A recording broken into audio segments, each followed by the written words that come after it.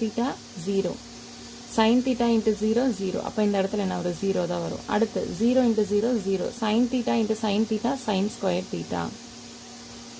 So P ஸ்கொயரோட value என்ன கிடைக்கும்? ஸோ பி ஸ்கொயரோட வேல்யூ நம்மளுக்கு என்ன கிடைச்சிருக்கு? Sine square theta 0 0 sine square theta.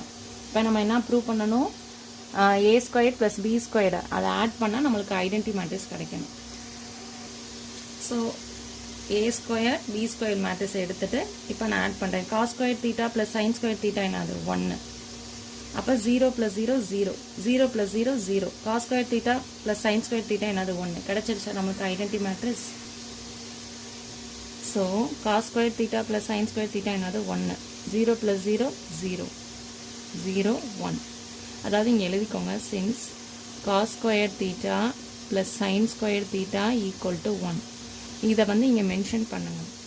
So இது என்னது? நம்மளுக்கு ஐடென்டி மேட்ரிக்ஸ் கிடச்சிருச்சா? So this is equal to என்னது? Right side. So hence prove.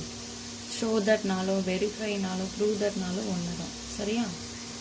So hence ப்ரூவ்னு எழுதிடணும். ஸோ ஒரு தடவை ஒரு சின்ன ரிவிஷன் மாதிரி கொடுத்துறேன். அதாவது கொடுத்துருக்க மேட்ரிக்ஸை ஃபஸ்ட்டு எடுத்து எழுதிக்கணும். என்ன கேட்டிருக்காங்கன்றதை ஃபஸ்ட்டு வந்து தெரிஞ்சுக்கோங்க. சம்மில் என்ன கொடுத்துருக்காங்க, என்ன கேட்டிருக்காங்கன்ற தெளிவு ஃபஸ்ட்டு நம்மளுக்கு இருக்கணும். அடுத்து வந்து இங்கே என்ன கேட்டிருக்காங்க? A square plus B square is equal to ஐன்னு சொல்லியிருக்காங்களா? ஸோ ஃபஸ்ட்டு வந்து ஏ ஸ்கொயர் கண்டுபிடிக்கணும், அடுத்து பி ஸ்கொயர் கண்டுபிடிக்கணும். அது ரெண்டையும் இங்கே ஆட் பண்ண சொல்லியிருக்காங்க. ஸோ ரெண்டையும் ஆட் பண்ணுங்கள். ஆட் பண்ணிங்கன்னா உங்களுக்கு ரைட் சைட் கிடச்சிரும்.